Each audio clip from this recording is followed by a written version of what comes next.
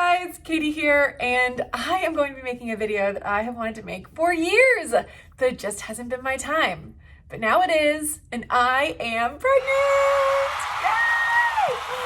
Yay! So we found out we're pregnant on September 16th, and we are due on May 27th. So I am now headed into my second trimester. I'm feeling so much better, so I feel up to making these videos. So the first one I want to make is a video that kind of combines all the things that I used to look for when I was trying to conceive. And if you hear anything in the background, it is my dogs. But it is going to be all the things I did to get pregnant because I am impatient. And I looked up everything I could possibly find, all of the vitamins that I could take to give my body the best chance to do what I wanted it to do and to make a baby. So it is everything we did to get pregnant, and then my first initial symptoms, like how I knew I was pregnant, and then we will go through a line progression because if you are new here, you may not know, I suffered a loss. I had a miscarriage on my 30th birthday. It was pretty traumatic. I had an ectopic pregnancy. I lost my right fallopian tube. I had to have emergency surgery. And after that, after you have that feeling of knowing you have life growing inside of you, I needed to get pregnant again. And I'm going to make a whole other video actually about pregnancy after loss and trying to conceive after a miscarriage. And because there's a lot of feelings and emotions and highs and lows that go into it. And I'm going to save that for another video. But we're going to go over what I did to get pregnant, first symptoms, and my line progression with my pregnancy tests. So first off, we're going to do what I was taking. So I know that I have inflammation. I kind of have always dealt with it. And after my ectopic surgery, they told me that they saw some inflammation on my tubes. I also have endometriosis, and the little fembryoi fingers at the end of my fallopian tube were also inflamed. So I knew I needed to do what I could to get that under control. So I went pretty low carb. I didn't go full keto, but I was eating much less bread. I wasn't really eating any pasta. If I had Jimmy John's, I had an unwich instead of a sandwich. So I was eating pretty good. And then I also was sticking with a very anti-inflammatory diet. I'll put a list of foods down at the bottom that kind of go along with that. But I was trying to create the best atmosphere inside of my belly to make a baby be created, stick, be healthy. And then I took a good amount of vitamins and supplements. So I started with my prenatal, of course. And then I took vitamin C, D, and E. So vitamin D is actually good for you and your partner. So if you've been trying for a little while and you're looking for some new tips and things to add into your routine to try and increase your chances, add vitamin D for you and for him. Vitamin D is actually really good for their sperm. There's little swimmers. Vitamin E I started taking while trying to conceive because it can help increase your cervical mucus and in turn help the sperm meet the egg and help you get pregnant. So I was also taking vitamin C, which I still take. It's kind of just an in general thing I've always taken because the healthier you are, the healthier everything is inside of you. I also was taking magnesium, which I still constantly take because it's also fantastic for constipation, but we'll get to that. But it helps decrease inflammation and it increases your chances of implantation. So magnesium was awesome. And then CoQ10. I was taking CoQ10 and vitamin E are two that you have to stop once you are pregnant. But CoQ10 is also good for both of you. So I had my husband also taking that. And it is really good for the mitochondrial energy of the egg. And it really helps improve the quality of your egg that is being released that cycle. So had been taking these for at least 6 months prior to getting pregnant. And then I added in a few things that I hadn't tried before. So the cycle that we got pregnant, we did the sperm meets egg plan, and it's SMEP. If you've never heard of it, the way it works is on cycle day 8, you start baby dancing every other day. And then once you hit your peak, because honestly, if you're trying to conceive and it isn't working, you have to get the pre-mom strips. Like the pre-mom app and the pre-mom LH testing ovulation strips. The kit on Amazon, it's super cheap. I'll link it down below.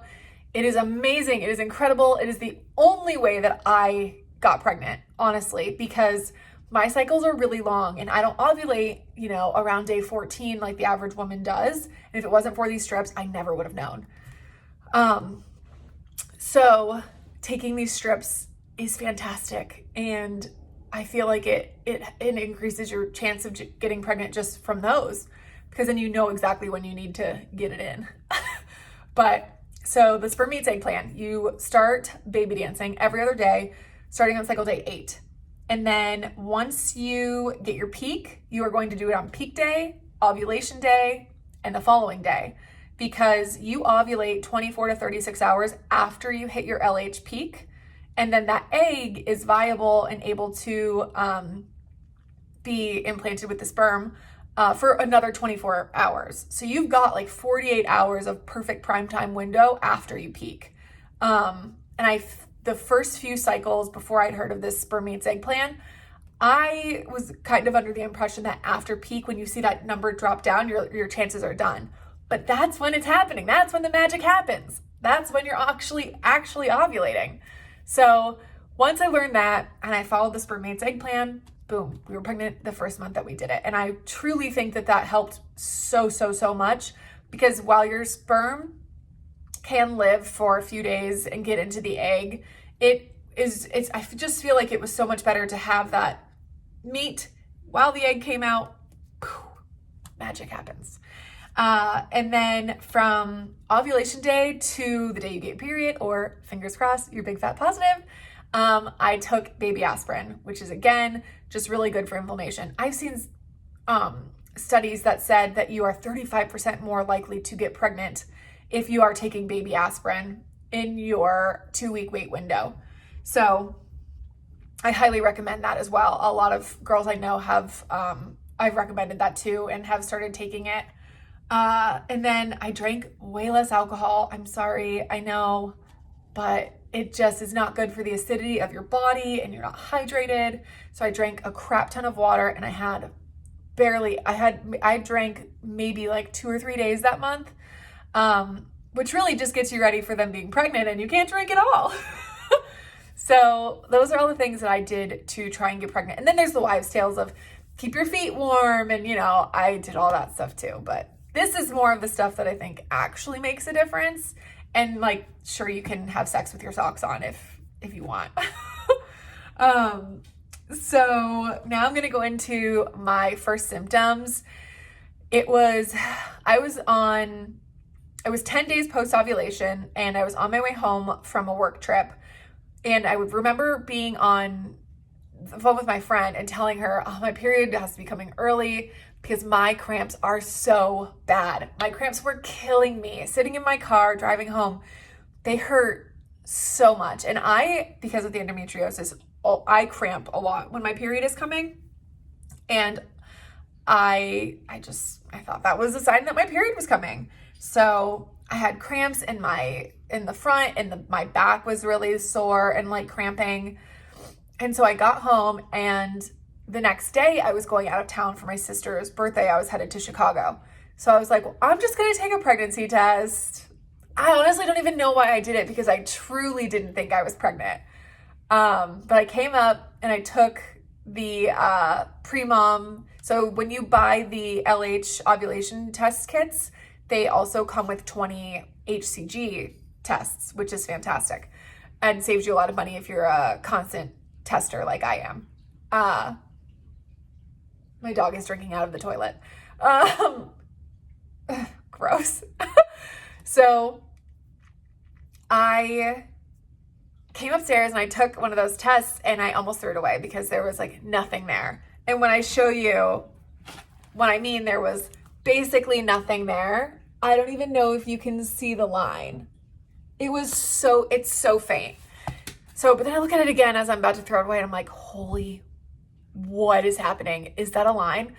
So then I pulled out, so you start with these cheapos and then you go into like the real ones. So I pulled out a first response and I did that, and there was a line. So I ran downstairs and I showed my husband, and I was bawling my eyes out because, like I said, we've suffered a loss. So getting that pregnancy test again, while it's exciting, it's absolutely terrifying. And I remember just standing in my bathroom, bawling and just saying, please, please, please, please, please, please, please. I think I was begging God for this baby to stay and to stick and be healthy. And it was like, I could cry now just remembering that moment of pure terror that I could end up suffering another loss. And I knew I couldn't do it again.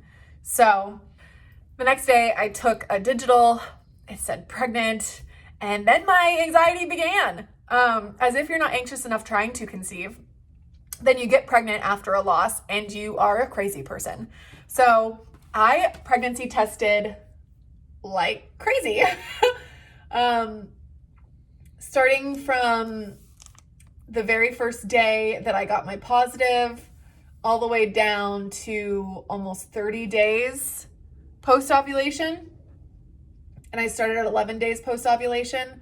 So I had also gotten my HCG tested in between here, because after you've suffered an ectopic, you are likely to have another one. So my doctor wanted to make sure that my levels were increasing at the rate that would tell them that this pregnancy was safe. So at 16 days post-ovulation, my HCG was 271. And then 2 days later at 18 days, it had gone up to 560, which was more than doubled. And so at that point, they were very confident that this was not ectopic. But we ended up doing a sonogram just to make sure. And this was my little non-existent looking little yolk sac. This was 6 weeks, 5 days, I want to say. Yeah. So cute. And then quickly after that, he's grown. And yes, it is a boy. He's grown so much. So, but I felt like in the very beginning, my tests were very light for the first few days. And then I finally started seeing an increase. And then you'll see down here where the test line became darker than the control line. And after that, and at my next appointment, we saw the heartbeat. So I felt really confident and secure with the pregnancy, and I was able to finally stop testing. But that is my line progression for about 2 weeks. And I hope that it helps, because I loved seeing line progressions when I was trying to conceive. I hope that my initial symptoms help, that if it feels like your period's coming, it still might not be, because that is exactly how I felt the day that I got my positive, and the days following. Like, I was really crampy for a week, which was terrifying, because I felt like any moment, every time I went to the bathroom, I was going to see blood and my period was going to start and I was going to be miscarrying. And it was so scary. But here we are.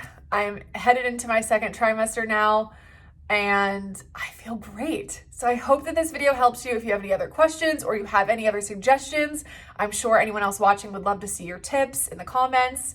Like, follow, subscribe, all of those good things, because I plan on posting more videos as my pregnancy journey progresses. So I hope that you enjoyed this, and I hope that it helped. See ya.